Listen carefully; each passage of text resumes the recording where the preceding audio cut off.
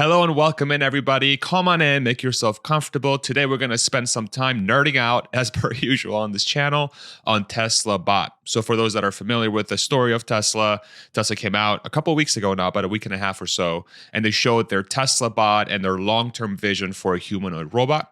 And what I'd like to do today is sit down and walk through what are the future implications of this technology, not just for, number of robots out there or what type of jobs it's going to do, but potentially how it's going to impact Tesla and its financial standing. So what's obviously really cool about this sort of technology is really the implications of what something like this could do to physical labor and how we think about labor in the future. And so I put together a deck, a presentation for us to go through. And I would love to hear your thoughts as we go through it. Please share them in the comment section below. And let's get started. So, cool thing. Ready? Wow. Technology. So it's funny. I was using the Stream Deck for this before, but the Stream Deck stopped working with the latest version of OBS. So I still got to figure that out. Anyway, say hello to Tesla Bot. He's also, or she or they, or whichever you want to use. It's right behind me as well. So let's go ahead and dig in. So what does a Tesla Bot mean? What will it actually do? And I think that's a good place to start our experiment here, our little exercises. What are the things that Tesla Bot could do in the future in, say, the next 5, 10, even potentially 20 years? The one thing that has been outlined by Tesla and the company and Elon is that Bot's primary purpose is to replace, enhance, displace, whatever word you want to use, help boring, repetitive, and dangerous jobs. And so this is obviously a very broad umbrella, very broad definition. Theoretically, it could really take up all physical labor that humans do not want to do. And I think that's how the company has framed this approach for the humanoid robot. But for fun, what I did, and let me go ahead and remove myself here briefly, I put together a Google form, and I put out this survey on Twitter. And I asked the question, if you own the Tesla humanoid robot, aka Tesla Bot or Optimus, what tasks would you have it do? And I outlined sort of the methodology a little bit in the description. It's not crazy scientific, obviously. It's just a survey to get an idea of what sort of jobs people expect the Tesla Bot to do. But I gave the option for folks to put in as many as 20 entries and as little as 1. So essentially, it was 20 open fields, and you could throw in as many tasks as you would have Tesla Bot do in the next 5 to 10 years. And I got 2,000 entries from everybody. So thank you all very much for taking part of this survey. It's just an exercise to try and understand what are the long-term implications of this technology. Please don't take this as any sort of financial advice or some sort of methodology that is 100% accurate. It's not. It's more than likely to be wrong, but I think it's a helpful exercise to start getting our heads wrapped around what this means. What does a humanoid robot mean, right? So let's go ahead and look at what kind of entries we got. And before I even do that, I forgot I even had this slide in there.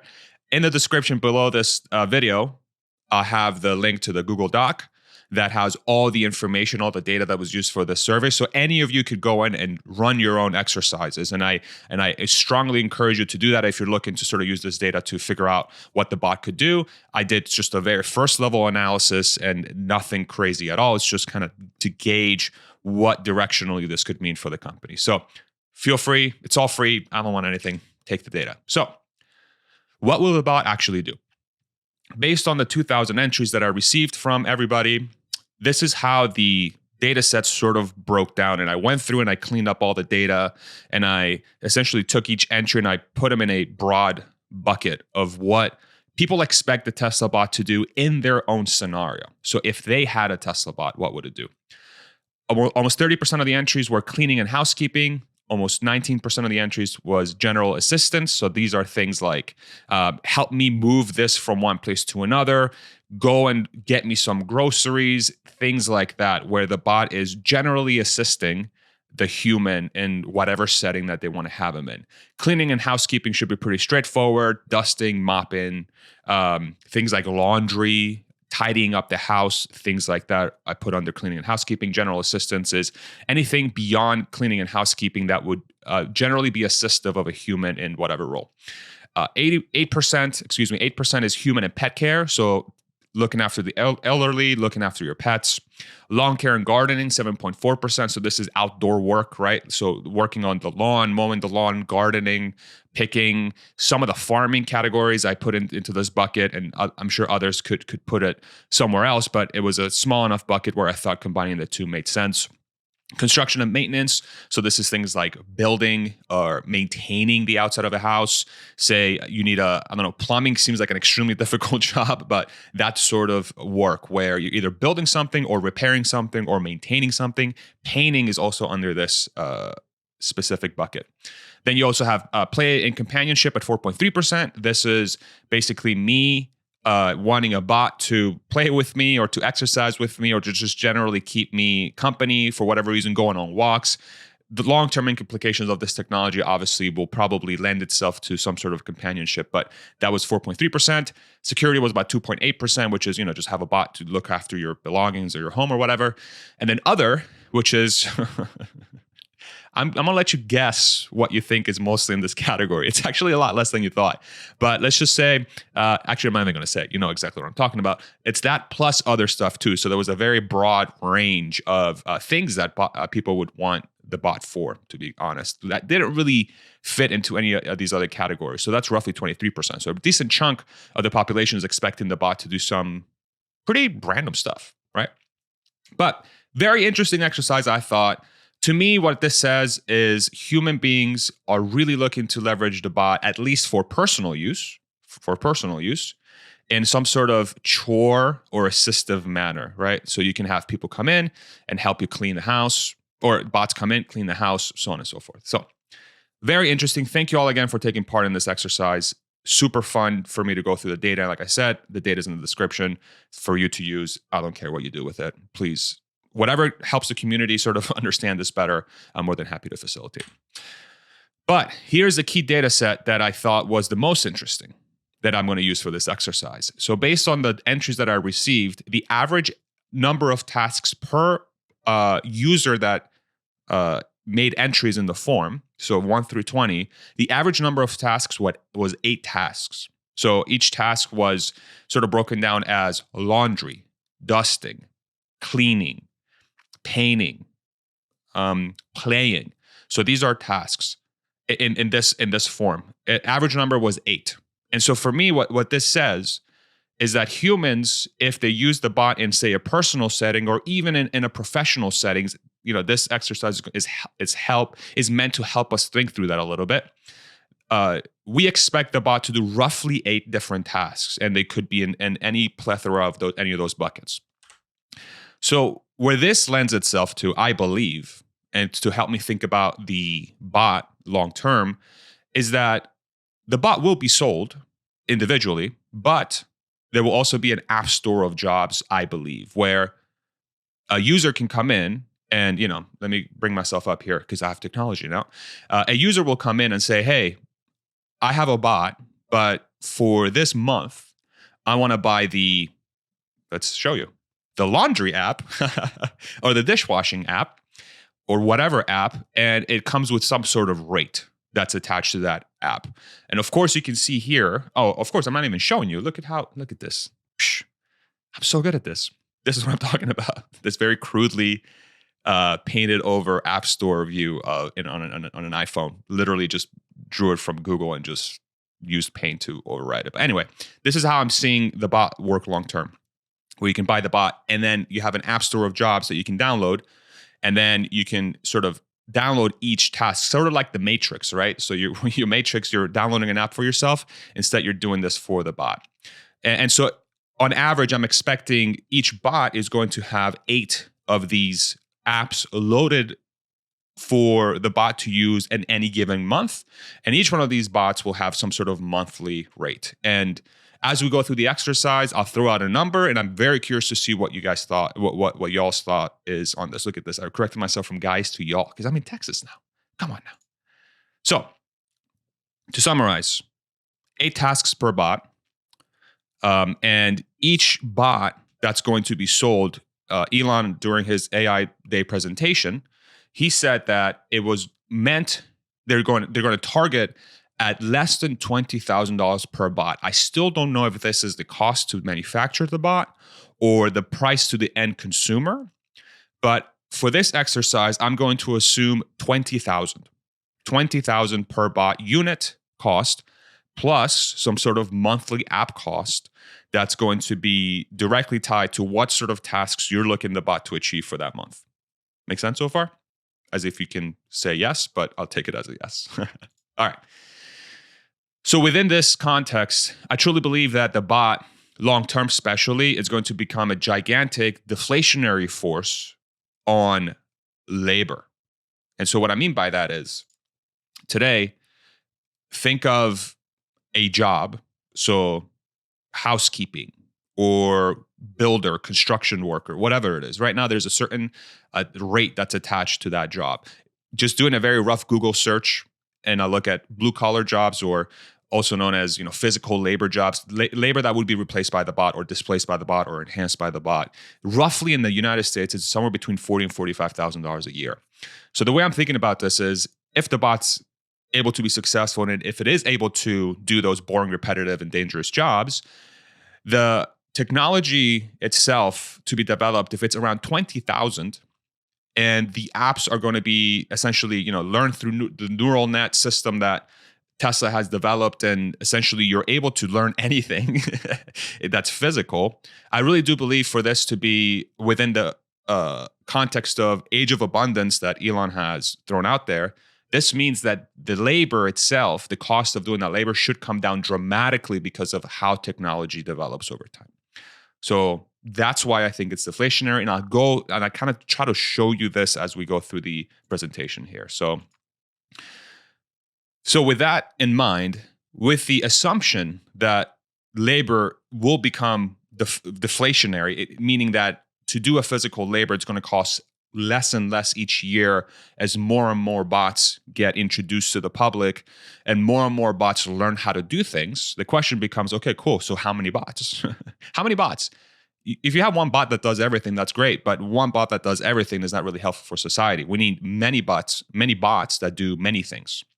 So this is how I'm going to try to approach how to think about how many bots we could have in the world, long term, 20 years, 30 years potentially down the road.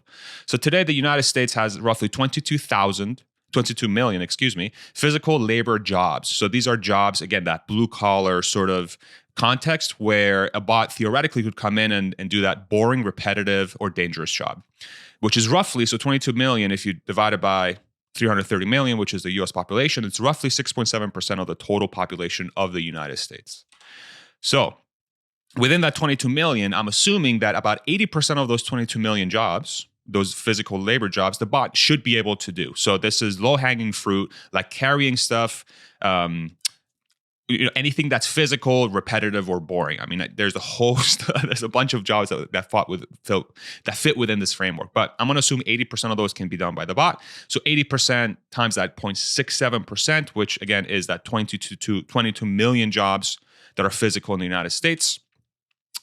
80% of that 6.7% or 22 million is roughly 5% of the population, of the US population, is doing a job where the bot is going to be able to do that as well.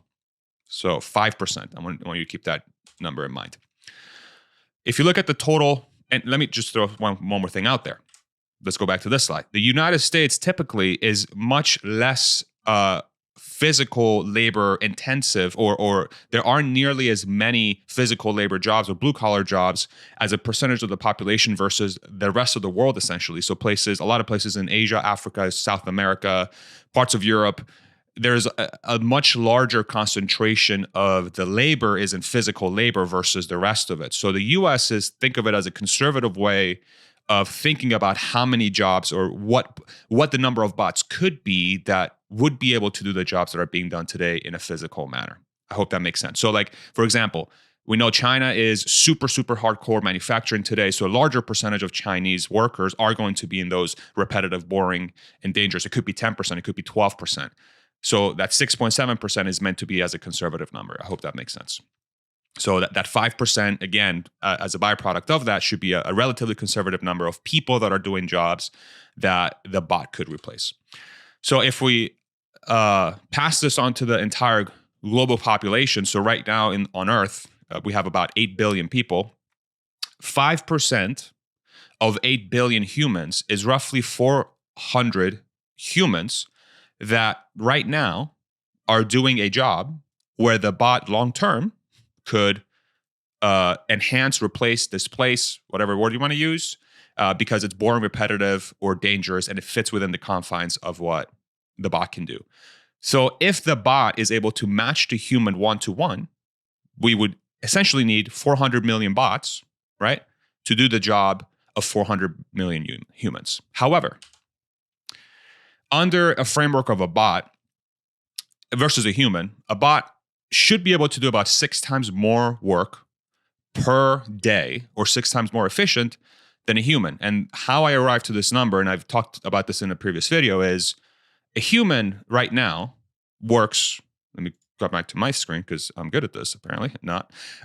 A human typically on any given day works about 8 hours a day, 5 days a week. But a bot doesn't really have to take breaks, doesn't have to go use the bathroom, doesn't have to take lunch, so on and so forth. So the bot theoretically is going to get much closer to 24 hours of straight work versus a human, on top of not having to take a break on weekends, right? It's 8 hours a day, 5 days a week. There's 7 days in a week.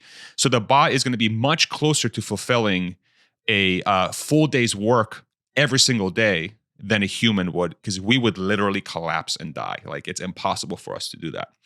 In addition to that, a bot should be able to perform a job, in my head, twice better than the average human. And the reason why I say that is a bot, once you teach it how to do something perfectly, and it mirrors the best human out there, which from a physical standpoint, theoretically, there shouldn't be any limiting factor, shout out Jordan, for them to reach that point.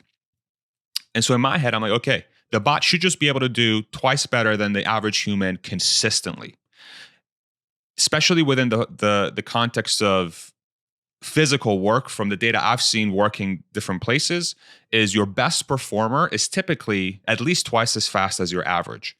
And so if the bot can match the best performer in your team, you should have a bot or a team of bots that are going to be twice better or twice faster, twice more efficient than the average worker.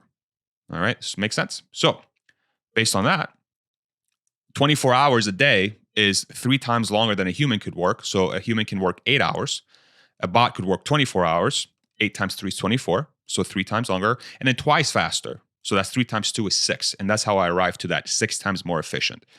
So if you take that and you take the 400 million humans or bots that we now have, it would mirror the physical labor capacity of human beings today, doing boring, repetitive, or dangerous jobs that the bot can learn how to do, okay?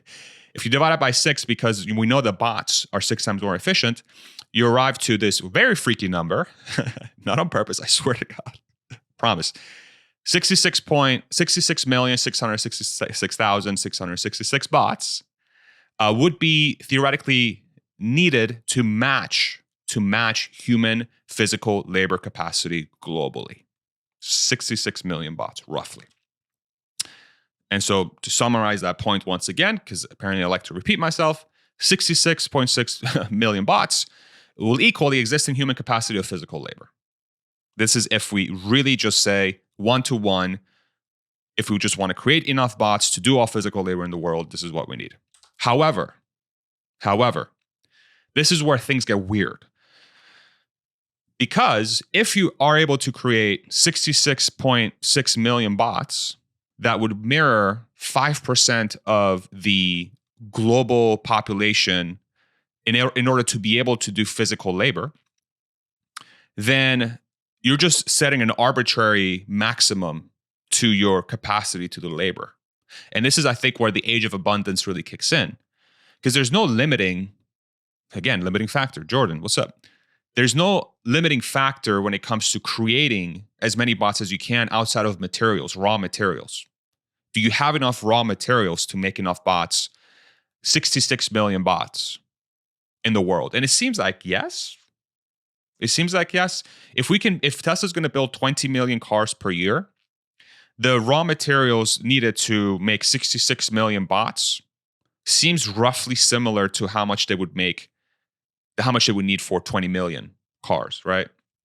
And so the point here is that if Tesla has no limits from a supply perspective, how many bots is too many bots? Is there such a thing as too many bots?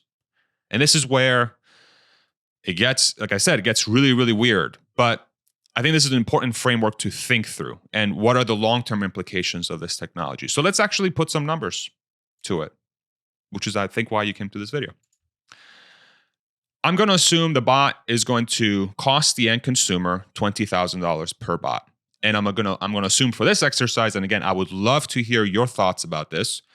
Each task, so folding laundry, whatever, picking up garbage, going to the shop to do my groceries, I'm going to assume that task is going to be about $99 per month per task per bot. Okay? For this exercise. And I would love your help in understanding how to better price this. But again, if I'm thinking about the deflationary impact of technology and how labor is going to be disrupted theoretically because of this technology, you're going to be able to do things physically at a much cheaper rate than you can today. So these are my assumptions. I'm going to assume that the bot unit margin, so the how much money that Tesla's going to make per bot physically, so they're actually selling it at 20,000. I'm going to assume 25% margins, and the app margin, so the $99 per month per bot, is going to come in at 80%. So they'll make 80% on that because of software. Software has significantly higher margins, and all the costs are really associated to really just keeping up the servers and things like that, right? So much, much higher margin. Okay, here we go. Let me make myself disappear for a few seconds, maybe. Under the scenario where the number of bots matches human physical labor, so 66 million bots, roughly the fleet, where the fleet is 66 million bots, this is what a potential financial model, again, not financial advice, this is just an exercise for fun, could look like. So on the upper right-hand corner, let me see if I can get, hopefully you can see my cursor, and I'll come back, I promise. You won't miss my face for too long. By 2025, I'm assuming they're going to sell 1,000 bots. By 2030, about 500,000. By 2035, about 5 million. By 2040, about 15 million per year. By 2040, if we sort of assume a ramp that's similar to what has been happening to cars, and they cap at 15 million per year by 2040, there'll be roughly 66 million bots running around, which if they're able to work 24 hours a day or close to it, and they're able to be twice as fast as the average human, this should, in some sense, mirror the current physical output from humans when it comes to labor, roughly 66 million. And so let me make myself back. So you can see now on the right-hand side here, this is the 40 million, the 2040, the 2035 year. So 15 million bots sold, average selling price of 20,000 per bot. This is the part where I, again, could really use your help. I'm assuming they're going to be able to sell roughly 8 skills per bot per month, because that's what humans, seems like that's what they like, based on the data that I gathered earlier in the presentation. Out of those 8, I'm assuming Tesla's going to be able to offer a host of skills that a user will be able to rent each month, essentially. Call it about 80, and roughly 10% of those are going to be utilized per person. You know, it could be any of those 80, but roughly 10% will be utilized by the person. So that's how I arrive at really 8 is driven by you guys. 80 is driven by me thinking about, okay, not everyone's going to want the same skill. So they're going to need some sort of broad range of skills that the bot can do, especially long term. So each one of those is $99 per month. What's interesting about this number here, the 9,504.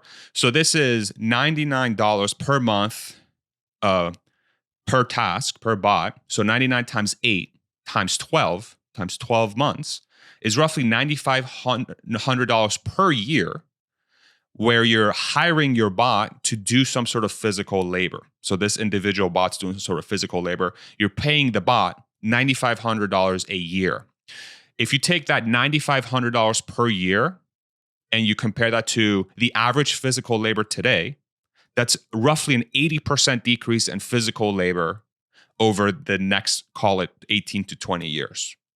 So conceptually speaking, in my head, that's okay. So that is your deflationary force that's happening, that's allowing this quote unquote age of abundance to start to happen, because things that are required by humans to do from a physical perspective, you can now do at a much cheaper rate than you would today. So instead of paying somebody $45,000, you hire a bot for $9,500 a year to have you do multiple things. And those multiple things should not be much cheaper and much more affordable for everyone to access, I hope. But this is how I'm thinking about it. Unit margin of 25%, scale margin of 80%. And so if you extrapolate out these numbers for 2040, you have a unit revenue of 300 million. You have the fleet. So now that 66 million is now generating 628.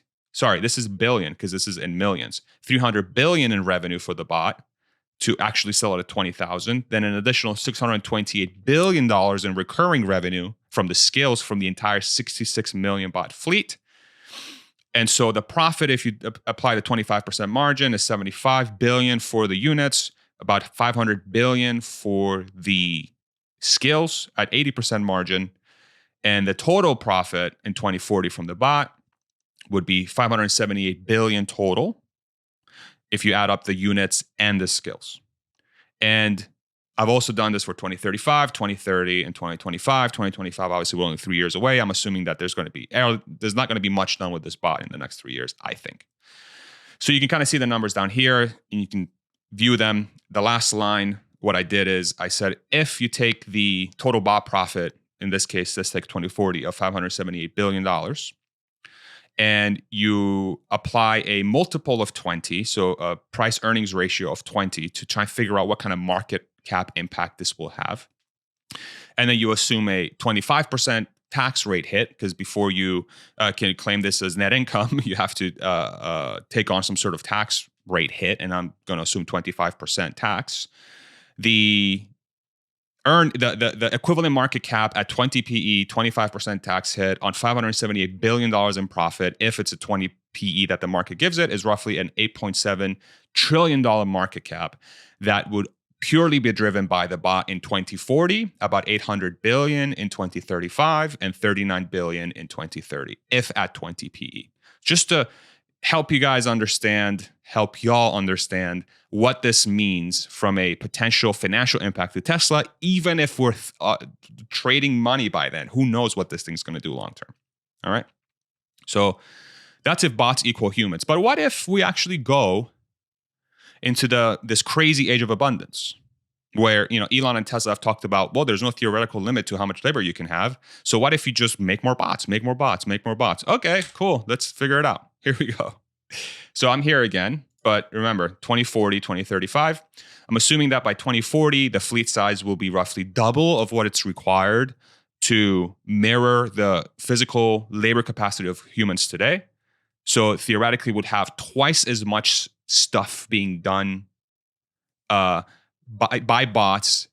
It would be double the things, or double the labor that would be out there making things for humans from a physical standpoint than they are right now today by 2040. So it would essentially double the capacity. I hope that makes sense. Which would get us to about roughly 30 million per bots per year by 2040. And that's sort of how I assume the ramp. All right. Same exact pricing model for that number of bots. One could argue that's probably not correct, because the more you make, the less they would cost theoretically. I would love your help with that. Help me think through that and help others think through that as well. But for this exercise, I assume the same. So by 2040, if I go all the way to the bottom, the total profit from 30 million bots sold per year by 2040, and a fleet of 125 million bots just running around chilling, having a good time, hopefully making our life way better than it is today, which for a lot of us is amazing, but better for everybody, I hope, is $1.1 trillion in profit. if you combine the unit and the app sales. And if we extrapolate this out at 20 PE, 25% tax hit, it's a $16.6 trillion market cap just from the bot. Just from the bot. In 2035, if you're selling about 10 million of these per year and you have a fleet of 25 million bots running around, that's roughly 1.5 trillion to the market cap. If PE of 20, tax of 25%, 2030, 500,000 bots sold that year, 911 running around. It's 500,000 bots sold that year, 911,000 bots running around. I'm assuming this is when the ramp really starts. Then this is adding about $39 billion to the market cap. All right. So this is Age of Abundance number one. Age of Abundance at the top there, number one. But what if we get even crazier? Why not? There's no limit to how many bots we could make outside of the raw materials, right? Master plan part 3, where are you at? Okay, here we go. Let's get weird now. Hey, this thing is just, it's hard to think about, right? Because these numbers are kind of dumb, but help me understand them, please. 2040. Let's assume it doubles again. Why? You don't have any limits to bots. You can make as many as you want. 250 million bots running around now. Okay. And that year in 2040, we're going to make 40 million bots in that year. Why? Why not? Why not? You can do it. Raw materials. It's your only limiting factor. Jordan, I brought you up like 4 times in this video, bro. Hope everything's good. So let's go through the exercise one more time. Assuming all the pricing and margin is the same. 60 million bots sold that year in 2040. Like I said before, 252 million bots running around, chilling, having a good time, making life super good for us at a true age of abundance. Because if you take that 252 number and you divide it by the 60 million bots that would be required to mirror the human capacity of physical labor, that's 4x. 4x. How much labor, let me bring myself back. That's 4x. That's 4x how much labor or how much value would be brought from these bots versus the human physical capacity today if we have 250 million bots running around. Okay? That's a lot. Like literally we would have 4 times more things. Like we don't need, not even things. We would have 4 times more capacity to make or offer things from a physical standpoint. Services and products. Let's finish up the exercise here. Go all the way down, 2040. We're right here again. Right here, 2040. $2.2 trillion in profit from the sale of 60 million bots that year, plus recurring revenue from 250 million bots running around. 250 million bots running around. So the profit from selling the bots that year of 60 million bots would be $300 billion in profit or $1.2 trillion in revenue. And a profit from the 250 million bots where we hire those apps, where we use those apps to pay those bots is $2 trillion, which adds up to the $2.2 trillion in profit. If we assign it a 20 PE, 25% tax hit, that's a $33 trillion market cap. Just from the bot. In 2035, it would be roughly 2.9 trillion. And in 2030, it would be 75 billion. So again, it's kind of scalable, right? You can see every time we double the bots, you double the market cap, essentially. All right. I think that's the last slide. It is. What do you think? Did I approach this correctly? Am I thinking about this right? To summarize, what I really want to get to is, in my head, how I'm trying to conceptualize this and tell me if I'm thinking about this incorrectly. The number of bots and what they do is really going to be the driving force behind how society changes. And if you're really trying to, quote unquote, free up the humans out there to have an age of abundance and to be able to really pursue their true passions and to not have to do boring, repetitive, and dangerous jobs, which are, one could argue, are very counter to what humans are able to achieve potentially. I'm sure, how many of you that are viewing this video are in a job today that you're like, this job sucks, right? I was there. years ago, not anytime recently, years ago. My last two careers with my companies have been truly incredible. I'm so lucky. But there's so many jobs out there where they are so crushing. So if you're able to have a bot out there that's taking over, quote unquote, those jobs, and it's making the output from those jobs so much cheaper that everyone has access to it, then in theory, this works out. This works out. But trying to figure out where this goes is extremely difficult. It's extremely difficult. Some would say you're wasting your time making this video, and maybe I agree. I don't know, but it's fun. This is fun for me.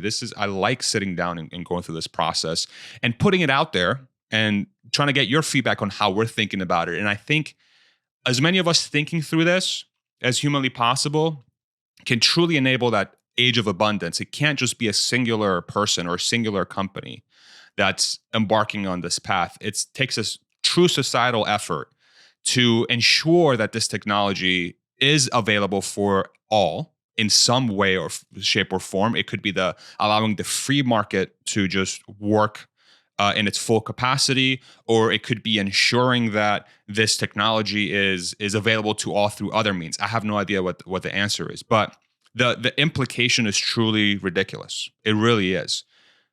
And if we get it to a point where the cost of labor of doing these things truly comes down to a level that is affordable for everybody, then we have a true age of abundance. And then the number of bots that are out there performing those tasks will just make those things even more plentiful and cheaper, in theory, if free market laws apply.